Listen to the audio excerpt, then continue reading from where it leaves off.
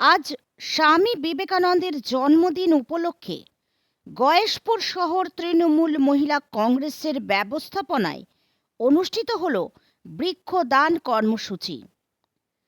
মূলত পরিবেশের ভারসাম্য রক্ষায় বৃক্ষের অনেক অবদান রয়েছে।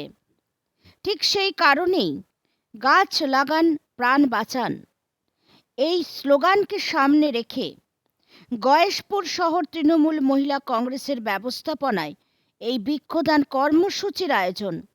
উক্ত অনুষ্ঠানে গয়েশপুর শহর তৃণমূল কংগ্রেসের সভাপতি মরণ কুমার দে সহ অনুষ্ঠানের উদ্যোক্তা গয়েশপুর শহর তৃণমূল মহিলা কংগ্রেসের সভানেত্রী টুম্পা দে উপস্থিত ছিলেন।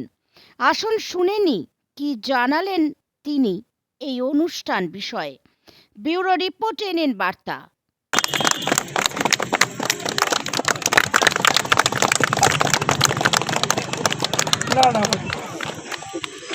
আজকে বিবেকানন্দ স্বামীজির 164তম জন্মদিন পালন করা হচ্ছে গয়েশপুর গোলবাজারে মহিলা তৃণমূল কংগ্রেসের পক্ষ থেকে।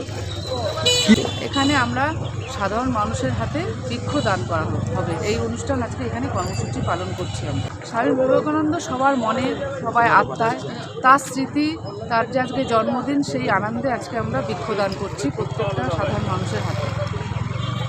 তৃণমূল কংগ্রেসের পক্ষ থেকে আমরা এই কর্মসূচি পালন করছি। আমার নাম টুম্পা দে, আমি গয়েশপুর মহিলা সভানেত্রী।